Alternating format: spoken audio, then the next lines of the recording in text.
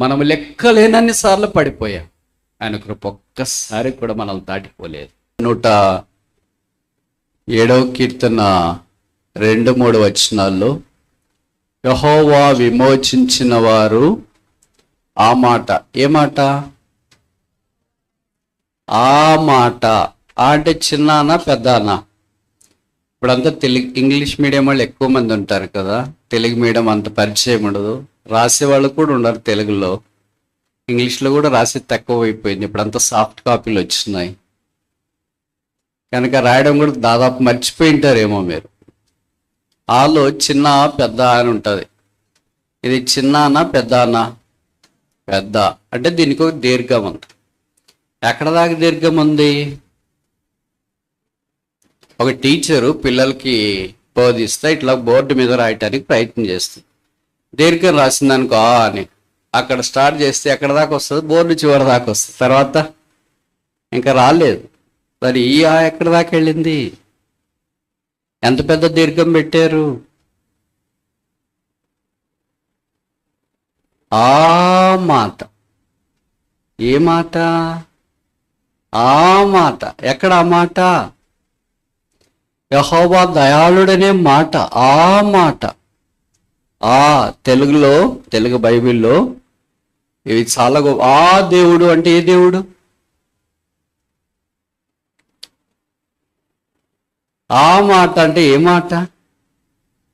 ఏ మాట అంటే ఈ మాట బైబిల్లో దాదాపు 40 సార్లు పైబడి రాయబడి, కీర్తన గ్రంథంలో ఒక్కటే 30 సార్లు పైచిలకు రాయబడింది. 30 సార్లు పైచిలకు కీర్తనలో మాత్రమే రాయబడింది. ఇక మిగతా ఆయా సందర్భాల్లో మనకు గమనిస్తూ ఉంటాం. మరి ఆ మాట పలుకుదురు. ఆ అంటే మొదట ఎక్కడ రాశారు? అక్కడ దాకా పోయింది. ఇది దీర్ఘం. దినవృత్తాంతాల గ్రంథం.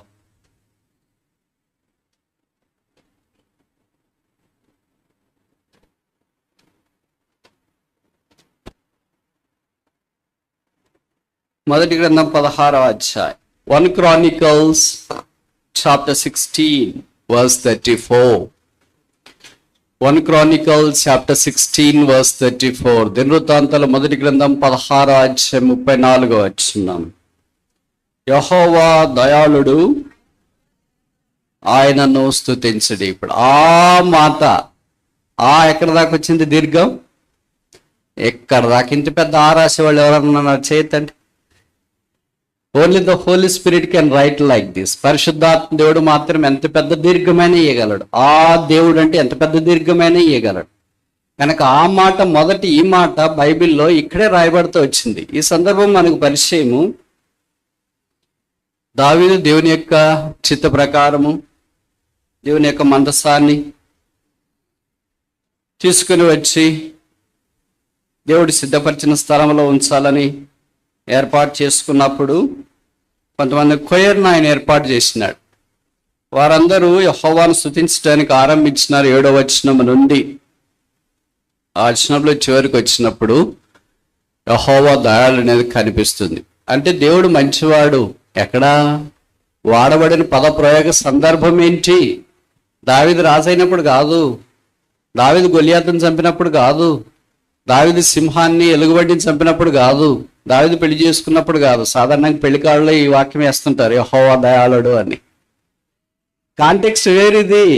అంటే వేయడం తప్పని నేను చెప్పట్లేదు, వేయచ్చు. కానీ వాడబడిన సందర్భం ఏంటంటే దైవ సన్నిధిని గురించి, దేవుని మందసాన్ని గురించి. ఇది మన కొత్త నిబంధనలో యేసు ప్రభువునే జ్ఞాపకం చేస్తుంది. గాడ్స్ పర్సన్, గాడ్స్ ప్రజెన్స్, దైవ సాన్నిధ్యం, దైవ వ్యక్తి యేసుక్రీస్తు ప్రభువే. కనుక యేసుక్రీస్తు ప్రభువు ఎంతో దయాళుడు ఆ దేవుని ప్రజలు వారు గుర్తిస్తూ వచ్చినట్లు ఈ వాక్యం ద్వారా మనకు అర్థమవుతుంది. మరి ఆఖరికి ఎక్కడ రాయబడింది? ఇర్మియా 33:11 అనుకుంటా. Jeremiah chapter 33 verse 11.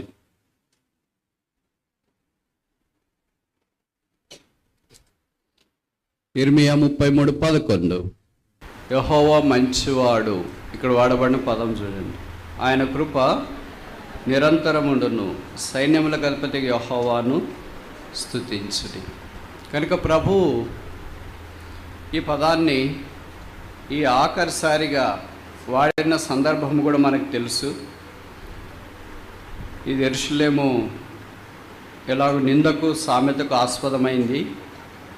అలాంటి స్థలములో పాడైన స్థలాన్ని, నాశనమైన స్థలాన్ని, జంతువులు లేకుండా పోయిన స్థలాన్ని, నివాసులు లేని స్థలాన్ని పెండ్లి కుమారుతోనూ పెండ్లి కుమార్తె లేదా వారి స్వరముతోనూ నింపి యెహోవా మంచివాడు. మొదటి సందర్భము దినవృత్తాంతాల మొదటి గ్రంథంలోనైతే దేవుని మందసము దేవుడు సిద్ధపరిచిన స్థలంలోనికి వచ్చింది కనుక యెహోవా మంచివాడు అంటే బాగానే ఉంది. ఇది ఆఖరి సందర్భం ఏంటి? చాలా క్లిష్టమైన పరిస్థితి కదా. యెరూషలేము పాడైపోయింది కదా, పునాదులు కాల్చివేయబడిన స్థలం కదా, దేవుని ప్రజలకు క్షేమం లేని స్థలం కదా. అప్పుడు కూడా యెహోవా మంచివాడా? అప్పుడు కూడా యెహోవా ఉపకారా? ఆ స్థలమే పాడుగా చేయబడిందంట.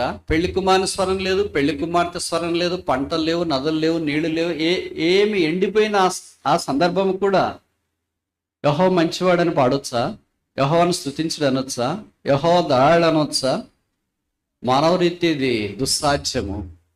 కానీ దేవుడు ఆ పాడైన స్థలాల్ని, ఎండిపోయిన స్థలాల్ని, నిందకు సామెతకు ఆస్పదముగా చేయబడిన స్థలాల్ని, ఎలాగో పెండ్లి కుమార్తె పెండ్లి కుమారుడు కలిసి యెహోవా మంచివాడనే ఉన్నతమైన స్థానంలోనికి తీసుకురాగలడో జ్ఞాపకం చేస్తుంది. ఇది భౌతికమైన యెరూషలేము యొక్క స్థితి. అయితే మన సంగతి ఏంటి? ప్రకటన గ్రంథం 19లో చెప్పబడుతూ వచ్చింది, గొర్రెపిల్ల వివాహ మహోత్సవ సమయము వచ్చెను. ఆయన పరలోక పెళ్లి కుమారుడు, నమ్మకమైన వాడు, సత్యసాక్షి. ఆయనతో పాటు సంఘము కలిసి యెహోవా మంచివాడు, ఆయన కృతజ్ఞతాస్తుతులు చెల్లించు. అదే మన పరాకాష్ట అనుభవం, అదే స్థితి. అందుకనే 19వ అధ్యాయంలో కూడా మీరు గమనిస్తారు అనుకుంటా, యెహోవాను స్తుతించుడు, యెహోవాను స్తుతించుడు, హల్లెలూయా హల్లెలూయా అనే మాటలు చూస్తా. బైబిల్లో నాకు తెలిసి మొదట హల్లెలూయా అనే మాటలు అక్కడే కనిపిస్తాయి అనుకుంటా. క్రైస్తవుని యొక్క పరాకాష్ట అది. కనుక ఈ రెండు సందర్భాల్లో ఎవరు కనిపిస్తున్నారంటే యేసుక్రీస్తు ప్రభు వారే. ఆరంభం యేసు ప్రభు యొక్క సన్నిధి, అంతం యేసు ప్రభు యొక్క సన్నిధి. అంటే యేసు ప్రభు సన్నిధి ఆయన, లేకపోతే ఆయన దయాళత్వాన్ని, మంచితనాన్ని, ఆయనకు స్తుతులు కృతజ్ఞతలు చెల్లించడం అనేది వీలు. అలాగే మన క్రైస్తవ జీవితంలో విమోచించిన వారు ఆ మాట అంటే వీరు విమోచించబడ్డారు. యేసుప్రభు రక్తం ద్వారా కొత్త నిబంధనలో కడగబడి పరిశుద్ధపరచబడ్డారు. పాత నిబంధనలోనైతే మోషేను బట్టి గొర్రెపిల్ల రక్తం ద్వారా వారు విడిపించబడ్డారు. కొత్త నిబంధనలోనికి వచ్చిన తర్వాత మోషే కంటే గొప్పవాడైన యేసుక్రీస్తు ప్రభు యొక్క అమూల్యమైన, నిర్దోషమైన, నిష్కల్మషమైన, నిందారహితమైన, ఒక్కసారి నిలిచిండ బలిపీఠం యొక్క రక్త శక్తిని బట్టి కడగబడి పరిశుద్ధపరచబడ్డా. అంత మాత్రమే కాదు, వారు అని కింద రాస్తూ వచ్చినాడు 3వ వచనంలో, తూర్పు నుండి, పడమర నుండి, ఉత్తరం నుండి, దక్షిణం నుండి ఆయన పోగు చేసిన వారు, ఆయన సమకూర్చిన వారు, ఆయన తోడుకొని వచ్చిన వారు. అదే దేవుని యొక్క సంఘము. అది మనకు జ్ఞాపకం చేస్తుంది. కనుక దేవుని యొక్క సంఘము యేసుప్రభు యొక్క రక్తం ద్వారా కడగబడిన వారు, వారందరూ కలిసి పరిస్థితులు ఏమైనా సరే యెహోవా దయాళుడు, ఆయన కృప నిత్యముండును, ఆయన కృతజ్ఞతాస్తుతులు చెల్లించడి.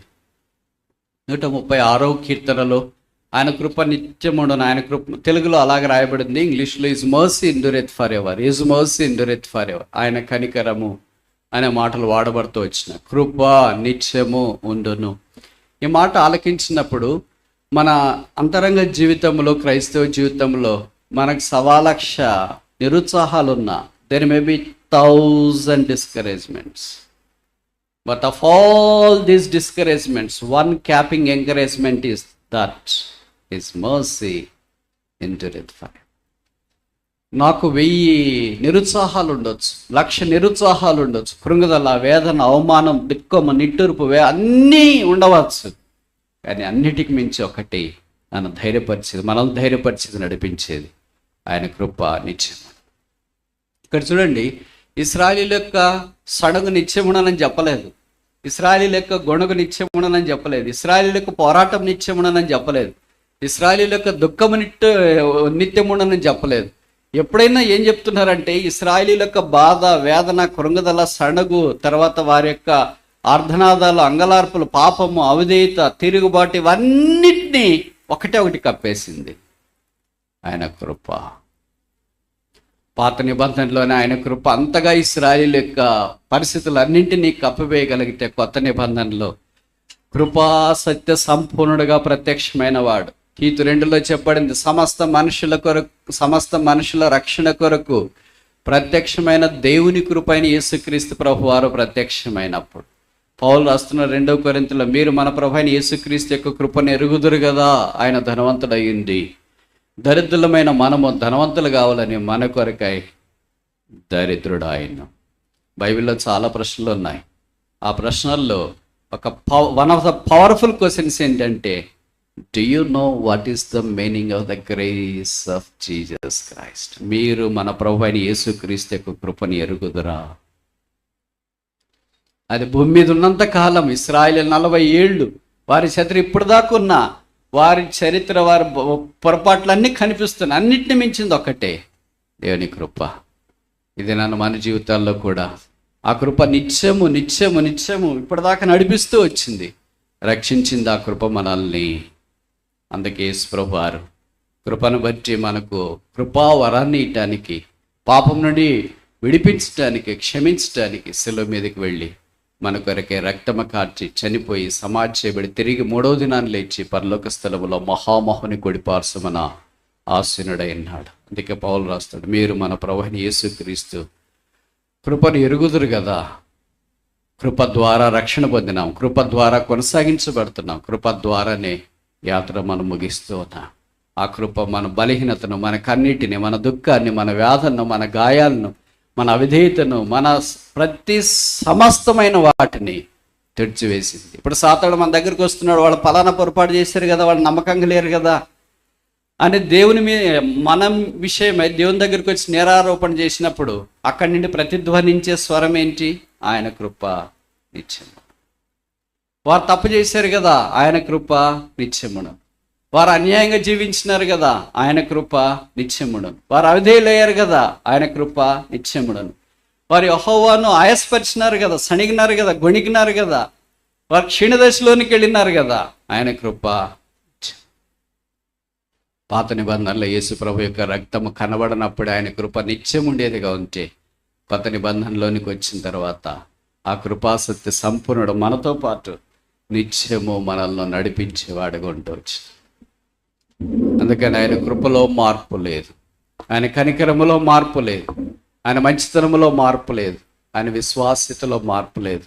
మారిందంత మనం, తప్పిపోయింది మనం, నష్టపోయింది మనం, కీడు చేసింది మనం, అవిధేయులైంది మనం, అవిశ్వాసంతో జీవించింది మనం, కేకలేసింది మనం, సనిగింది మనం, కాదన్నది మనం.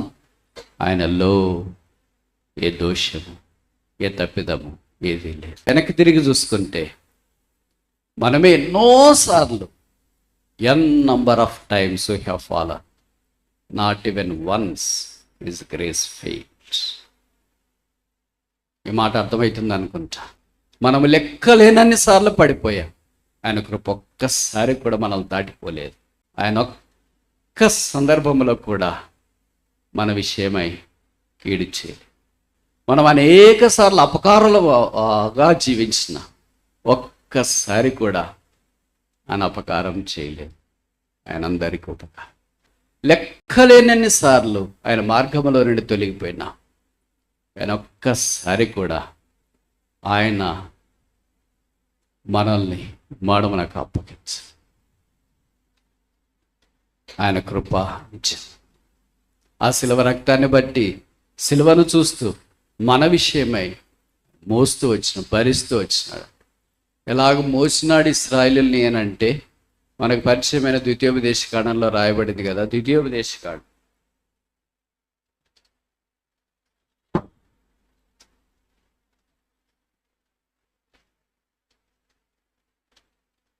32:11 Deuteronomy chapter 32 verse 11. పక్షిరాజు తన గూడు రేపి తన పిల్లల పైన అల్లాడుచు రెక్కలు చాపుకొని వాటిని పట్టుకొని తన రెక్కల మీద వాటిని మోయినట్లు యెహోవా వానిని 10వ అరణ్య ప్రదేశములోను భీకర ధ్వనిగల పాడైన ఎడారిలోను వాని కనుగొని ఆవరించి పరిమార్శించి కనపాపు వలె వారిని కాపాడెను. ఆయన కాపుదలను గురించి, ఆయన సంరక్షతను గురించి, ఆయన భద్రతను గురించి, ఆయన మోసిన దాన్ని గురించి, ఆయన నడిపింపును గురించి రాయబడిన మాట మన క్రైస్తవ జీవితానికి ఎప్పుడు పురికొల్పు, ప్రోత్సాహం. ఆయన పాడైన ఎడారిలో భీకరి గల ధ్వని గల స్థలంలో కనుక్కున్నాడు, క్యాపిటల్ సిటీలో కాదు. కనుకొని పరిమార్శించి, ఈ పదాల యొక్క ప్రయోగం ఎంత అందంగా పరిశుద్ధాత్ముడు చేసినాడో చూడండి. విమోచించిన వారు, సమకూర్చబడిన వారు యెహోవా దయాళుడని ఆయన్ను స్తుతించాలని, ఘనపరచాలని కోరబడుతూ వచ్చి చాలా సంగతులు 107వ కీర్తనలో రాసినారు. మీరు అనుమతిస్తూ ఒక 5 విషయాలు జ్ఞాపకం చేసి మన ప్రభువును స్తుతించట్లో ముందు కొనసాగటానికి ప్రయత్నం చేస్తా. 107వ కీర్తన 6వ వచనం. Psalm 107 verse 6. వారు కష్టకాలమందు యెహోవాకు మొరపెట్టిరి, ఆయన వారి ఆపదల్లో నుండి వారిని ఈ మాట ఆలకించు. వారిని ఎవరిని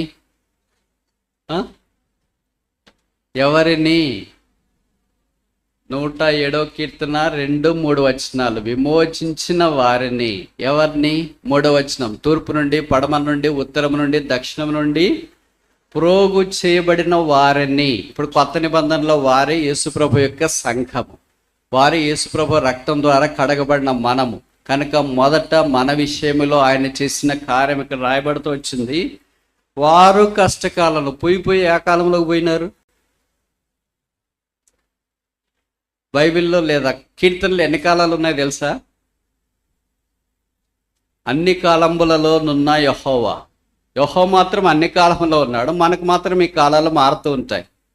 ఏం కాలం? మీకు తెలిసిన కాలం ఒకటి చెప్పండి.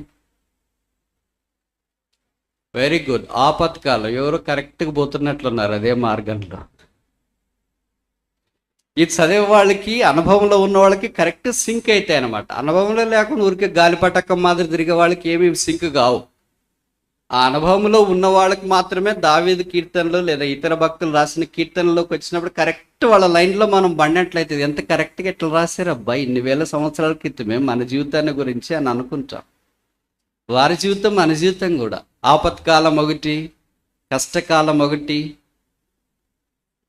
చెప్పండి, యుద్ధకాలం ఒకటి, చెడ్డకాలం ఒకటి, అకాలం ఒకటి.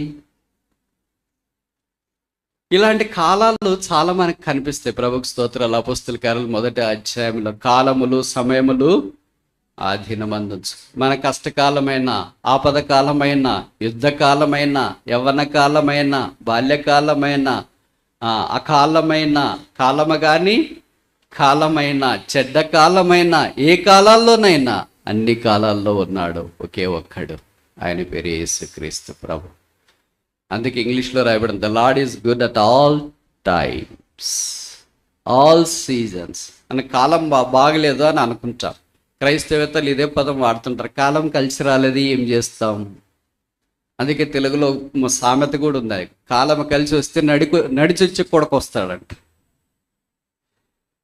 కాలం కలిసి రాకపోతే నడిచి వచ్చే కొడుకు కూడా కుంటోడవుతాడని. వాళ్ళ కాలం అనేది అలాగో వాడుతూ ఉంటారు సామెతలు. అయితే మనం దగ్గరికి వచ్చినప్పుడు ఈ కాలాలన్నింటినీ ఆధీనమందు ఉంచుకున్న ప్రభు ఉన్నాడు. ఇశ్రాయేలీయులు వెళ్తున్నప్పుడు కష్టకాలం వచ్చింది. మనం కూడా రక్షణ పొందిన తర్వాత ప్రభు కొరకు సాగిపోతున్నప్పుడు ఇలాంటి రకరకాల కాలాలు వస్తాయి. దాంట్లో ఒకటి కష్టకాలం. ఎవరికి రాకూడదు అనుకుంటాం, కానీ రాకుండా ఉండదే. చదువుకునేటప్పుడు విద్యార్థులు కూడా అనుకుంటారు, పరీక్షకి వెళ్ళేటప్పుడు క్వశ్చన్ పేపర్స్ చాలా తేలిగ్గా ఉండాలి, కష్టమైనది ఒక్కటి కూడా రాకూడదు అనుకుంటారు. విచిత్రమేమో తెలుసా, అన్ని కష్టమైనవే వచ్చింది. అలాగే క్రైస్తవులు రక్షణ పొందిన తర్వాత మనం కూడా అనుకుంటే ఏ కాలమైనా రావచ్చు కానీ కష్టకాలం వద్దండి. అందుకే తెలుగులో సామెత ఉంది, మనం కూడా వాడుతుంటాం, బ్రదర్, శత్రువులకు కూడా ఈ కష్టాలు వద్దు బ్రదర్. శత్రువులకు కూడా వద్దు, కానీ మనకు మాత్రం ప్రభు అనుమతిస్తుంటాడేమో కొంతకాలం. ఆ కష్టాలు వచ్చినప్పుడు ఇశ్రాయేలీయులు ఏం చేశారో ఇక్కడ రాసినారు. వారు యెహోవాకు మొరపెట్టారు. ఆయన చెవిటోడు కాదు, వీళ్ళు మామూలుగా మాట్లాడుతుంటారులే, ఎప్పుడు ఇలాగ చేస్తుంటారులే అని దాటిపోలేదు. ఆ తర్వాత రాయబడిన మాట చూడండి. ఆయన వారి ఆపదలో నుండి వారిని, వారి కష్టకాలంలో ఆయన వారి మొర ఆలకించాడా లేదా? ఆయన మన మొర ఆలకించకపోతే బహుశా మనం ఇక్కడ ఇంతమంది చేరి వచ్చిండే వాళ్ళని కాదనుకుంటా, నేను అసలే ఉండను అనుకుంటా. మన మొరలో, మన ఆర్తధ్వనిలో, మన అంగలార్పులో, మన కంఠస్వరంలో, మన హృదయంలో గాయాలన్నీ చెలరేగి దావనంలో వ్యాపిస్తున్నప్పుడు, దిక్కుదోచని పరిస్థితుల్లో, మూలుగులో ఉన్నప్పుడు ఇశ్రాయేలీయులు మొర విని ఆయన దిగి వచ్చినట్లుగా కష్టకాలంలో మనం ప్రార్థన చేసినప్పుడు మన ప్రార్థనలు ఆయన ఆలకించి ఆయన విడిపించేవాడు, ఆపదల నుండి విడిపించేవాడు.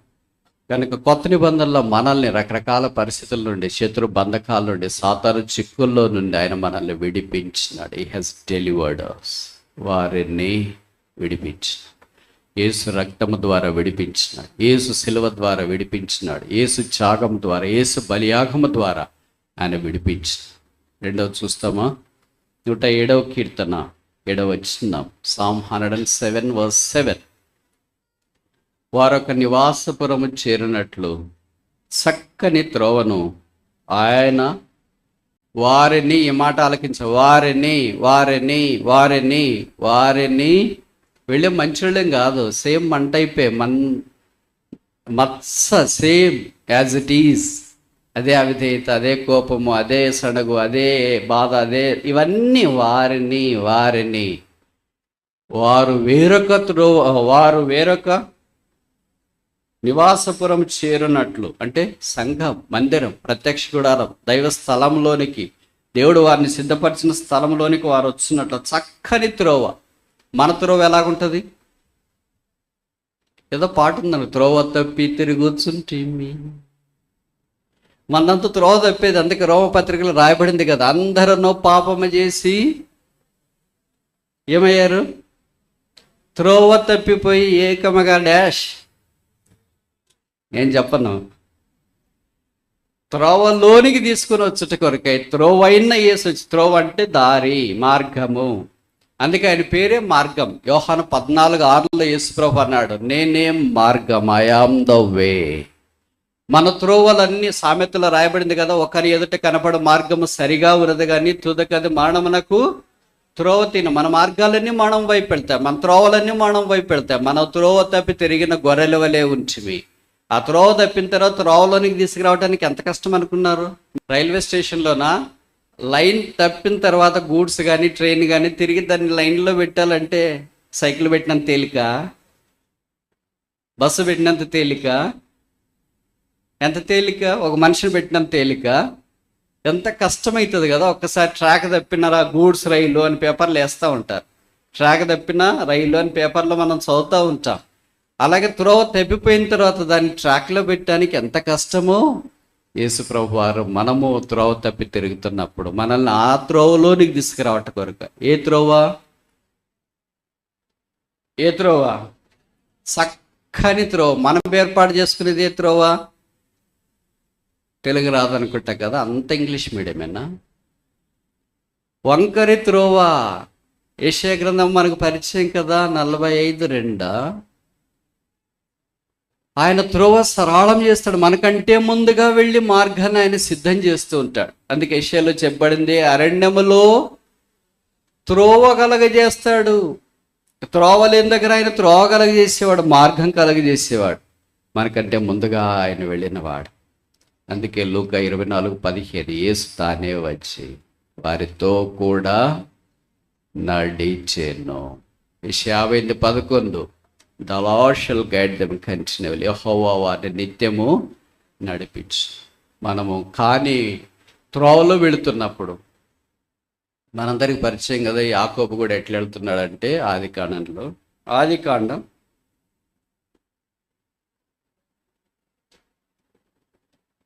32:1.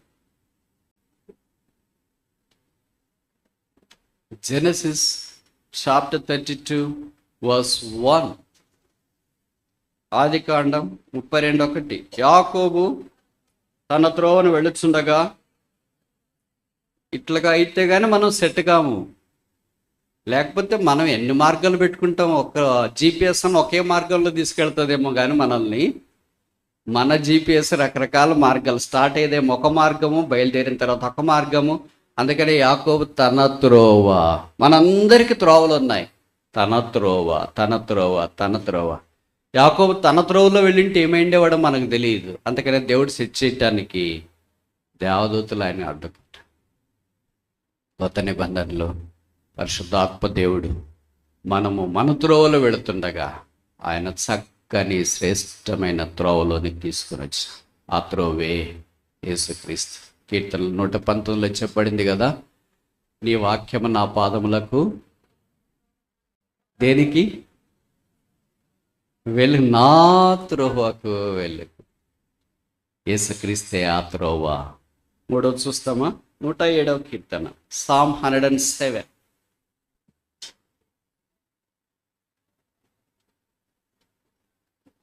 107వ కీర్తన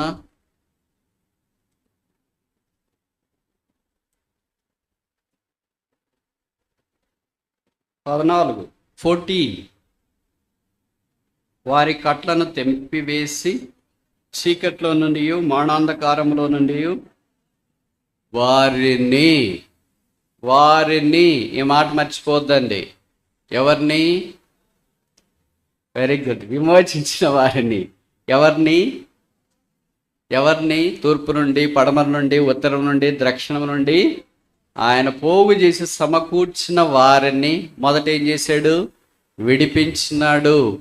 అదే మన పొందిన రక్షణకు సాదృశ్యం. 2 ఏం చేసినాడు, నడిపించినాడు. 3 ఏం చేస్తున్నాడు, రప్పించినాడు. దేంట్లో నుండి, చీకట్లో నుండి, మరణాంధకారములో నుండి. 23వ కీర్తన ఇదే మనకి జ్ఞాపకం చేస్తుంది కదా, చీకట్లో సంచరించినను, మరణాంధకారపు లోయలో సంచరించినను. కనుక ఇలాంటి పరిస్థితులు క్రైస్తవ జీవితంలో మనకు కలుగుతూ ఉంటాయి. చీకటిని కాదనుకోలేం. అందుకే కీర్తనకాడు అన్నాడు, నా చీకటిని వెలుగుగా చేయవాడు ఆయన. చీకటి అంటే ఏదో రాత్రి వచ్చే చీకటి కాదు, కనపడని పరిస్థితులు. అంటే ఇంకేం చేయాలో తెలియదు. అది ఆర్థిక ఇబ్బందులే కావచ్చు, అనారోగ్య పరిస్థితులే కావచ్చు, నిందలే కావచ్చు, అవమానాలే కావచ్చు, పేదరికమే కావచ్చు, నిరుద్యోగమే కావచ్చు, ఇంకా రకరకాల పరిస్థితులు ఏమొస్తే మనకు తెలియదు. కానీ ఇవన్నీ మనకు చీకటిగా కనిపిస్తుంటాయి. అంటే మనం ఏం చేయాలో తెలియనంత, తోచనంత చిమ్మ చీకటి మనల్ని ఆవరిస్తుంది. I don't know what to do now. ఇప్పుడు ఏం చేయాలో నాకేం తెలియదు. ఏం చేయమంటారు ప్రభువా? ఆ చీకటిని ఆయన వెలుగుగా చేస్తాడు. ఎందుకంటే ఆయన పేరే, ఏం పేరు? ఆయన పేరు వెలుగు. లెట్ దెర్ బి లైట్, వెలుగు కలుగునగాక. ఆదికాండం 1వ అధ్యాయంలో పలికిన దేవుడు. యోహాను రాసిన 1వ పత్రిక 1వ అధ్యాయం 5వ వచనం, గాడ్ ఈజ్ లైట్, దేవుడు వెలుగై ఉన్నాడు, ఆయనలో చీకటి ఎంత మాత్రము లేదు. కనుక వెలుగైన వాడు వెలుగుకరమైన మార్గాల్లోనే మనల్ని నడిపిస్తూ ఉన్నాడు. ఆ వెలుగే దేవవాక్యం, ఆ వెలుగే పరిశుద్ధాత్మ దేవుడు, ఆ వెలుగే యేసుక్రీస్తు ప్రభు అని మనకు తెలుసు. 4వ చూస్తామా, 20వ వచనం, verse 20. ప్రతి చదివేదానికి పైన కాలం ఉంటుంది. ఏ కాలం? ఇప్పుడు నేను 14 చదివాను కదా, 13 ఏముంది? ఇప్పుడు 20 చదువుతున్నాం కదా, 19 ఏముంది? కనుక ఇది మర్చిపోవద్దండి. ఏదో సరదాగా చేసేసారులేని కాదు. కష్టకాలమందు ఎన్నిసార్లు వచ్చినాయి వాళ్ళకి కష్టాలు? వస్తూనే ఉన్నాయి కష్టాలు. కానీ ప్రభు ఒకసారి, 2 సార్లు, 3 సార్లు. మనిషి అయితే ఎన్నిసార్లు సాయం చేయలే? ఒకసారి చేస్తాను, 2 సార్లు చేస్తాం, 3 సార్లు చేస్తామంట. ఎన్నిసార్లు భోజనం పెట్టినామంటే ఒకసారి, 2 సార్లు, 3 సార్లు అంట. మనకి ఏదైనా ఆప్షన్లో 3 సార్లే, అంతకంటే ఎక్కువ మనం ఆప్షన్ ఇవ్వము. కానీ ప్రభు ఎన్నిసార్లు ఇస్తాడు? ఎన్నిసార్లు? నాకు ఒక్కసారి ఇచ్చినాడు అని వాళ్ళు చేయొద్దండి. నాకు 3 సార్లు ఇచ్చినాడు, నాకు 10 సార్లు ఇచ్చినాడు. I can count the number of times he has given the chances, opportunities for me. నాకు ఆయన ఇచ్చిన అవకాశాలు నేను లెక్కించగలను. వాళ్ళు ఎవరైనా చేయెత్తగలమా? మనం చనిపోయేదాకా ఆయన ఇస్తూనే ఉంటాం. భౌతికమైన తల్లిదండ్రులు అంతే కదా, పిల్లల విషయంలో అప్పుడు ఏదో కోపంతో గద్దించిన వాళ్ళు చచ్చేదాకా ఏం చేస్తాం బ్రదర్కి అన్నాము కదా, చచ్చేదాకా భరించాల్సిందే. మరి యేసుక్రీస్తు ప్రభువారు సిలువలో మనల్ని రక్తము కార్చి కొన్నాడు. అందుకనే ఆయన కష్టకాలం మనం మొరపెట్టినప్పుడు ఆయన మన విషయమై వాక్కు పంపి బాగు చేసిన ఈ సెండ్ ఫోర్త్ దిస్ వర్డ్ అని హీల్డ్ వారిని బాగు చేసింది. ఆ దినాల్లో హాస్పిటల్స్ లేవు కదా, ప్రభువే స్వస్థపరిచే యెహోవాను నేనే అని ఆయన సెలవు ఇచ్చినాడు. కనుక వారి రోగాల్లో, వారి బాధల్లో, వాటన్నిటిలో బాగు చేసింది ఆయన. యెషయా 53:5 అతడు పొందిన దెబ్బల చేత మనకు స్వస్థత. ఇప్పుడు భౌతికమైన స్వస్థత గురించి మాట్లాడట్లేదు, కానీ ఆధ్యాత్మికంగా గుండె చెదిరిన వారిని ఆయన బాగు చేయవాడు. కళలు చెదిరిన వారు, రకరకాల పరిస్థితులు చెదిరిపోయిన వారు, ఇబ్బందికరమైన పరిస్థితులు ఉన్నవారు ఆయన బాగు చేయవాడు. యెహోవా దయాళుడు, ఆయన కృతజ్ఞతాస్తుతులు చెల్లించడి, ఆయన కృప నిరంతరం ఉంది. యెహోవా విమోచించిన వారు ఆ మాట, ఆయన సమకూర్చిన వారు ఆ మాట, వారు ఆయన చూసి వారికి ఏం చేసినాడో 5 విషయాలు చూడటానికి ఆరంభించిన. మొదటిది వారిని విడిపించింది, రెండవది వారిని నడిపించింది, మూడవది వారిని రప్పించారు, నాలుగవది వారిని బాగు చేసి, ఐదవది ఆఖరి చూసి ముగిస్తామా. 107వ కీర్తన 38, Psalm 107 verse 38. మరియు ఆయన వారిని ఆశీర్వదింపగా వారి అధికముగా సంతానాభివృద్ధి, వారిని ఏం చేశాడు? ఇప్పుడు చెప్పండి, ఇట్లాంటి వాళ్ళని ఎవరైనా ఆశీర్వదిస్తారా? సడిగేవారిని, గొణిగేవారిని, అవిధేయత చూపించేవారిని, పాములు గరిపించుకున్న వారిని, భూమి నెరలు విడిచిన వారిని, కాని మార్గాలు వెళ్ళటానికి ఇష్టపడిన వారిని, తమ సొంత త్రోవలో వెళ్ళటానికి ఇష్టపడే వారిని ఎవరైనా ఆశీర్వదిస్తారండి? మామూలు మనమైతే ఏం చేస్తాం? శిక్ష, దుష్ట శిక్షణ. మంచికి మంచి బ్రదర్, మంచిగా ఉన్నంతకాలం నా ఎంత మంచోడు లేడు. మీరు చెడ్డగా చేసినారా, నా ఎంత చెడ్డోడు కూడా లేడు. This is a worldly philosophy. This is the dogma, the rational of this world. This is not the language of a Christian. క్రైస్తవుని భాష కాదు ఇది. సిలువ దగ్గరకు వచ్చిన వ్యక్తి భాష కాదు ఇది. సిలువ రక్తం ద్వారా కడగబడిన విశ్వాస యొక్క భాష కాదు ఇది. ఈ భాష సాతాను భాష, లూసిఫర్ భాష, క్రీస్తుకి భిన్నమైన భాష. క్రీస్తు భాష చాలా తేడా కలిగింది. వారి కష్టకాలంలో మొరపెట్టినప్పుడు వారు మొర విన్నాడు. వారి కష్టకాలంలో వారి ఆపదలో నుండి విడిపించినాడు, వారిని నడిపించినాడు, వారిని రప్పించినాడు. ఇలాంటి వాళ్ళకి రోగం వస్తే మనమైతే ఏమనుకుంటాం? సెట్ అయిందక, భలే సెట్ అయింది, ఎప్పుడో రావాల్సింది, ఇంకా లేట్ అయింది అని అనుకుంటాం. కానీ బైబిల్లో రాయబడింది, ప్రభువు వారిని బాగు చేసి. సరే, ఇక ఎలాగో బాగుపడినాడు కదా, ఆరోగ్యంతో ఉంటే ఎలాగో వాళ్ళ దారిన వాళ్ళు ఉంటారులే కాదు, వారిని ఆశీర్వదించి. ఇలాంటి వాళ్ళు ఎవడని ఉంటారా? ఒకే ఒక్కడే, పేరు యేసుక్రీస్తు. ఆయన ఒక్కడు మాత్రం ఇవన్నీ చేస్తాడు. మన విషయంలో కూడా అలాగే చేస్తూ వచ్చింది. నూతన యెరూషలేము ప్రార్థనా మందిరము చేరి వచ్చిన పరిశుద్ధులందరూ మన విషయంలో కూడా మనం వెనక ఒక్కసారి ఆలోచించుకుంటే ఈ 8 మాసాలు ఎంత తప్పిపోయాం, ఎంత బంధించబడ్డాం, ఎంత దూరం అయ్యాం, ఎంత అవిధేయులమయ్యాం, ఎంత చెడుపు చేసాం, ఎంత కాని మాటలు, ఎంత కక్ష, క్రోధము, అసూయ, కృంగుదల, అవమానమో మనల గురించి ఎంత తక్కువ చెప్తే అంత మంచిది. అంటే వీటన్నిటిని ఒకటి కప్పేసింది ఆయన కృప నిత్యం. సాతాను మన దగ్గరికి వచ్చి ఇలాగన్నాడు, నువ్వు ఓడిపోయావు, పర్వాలేదు, ఆయన కృప నిత్యం. నువ్వు పడిపోయావు, పర్వాలేదు, ఆయన కృప నిత్యముడు.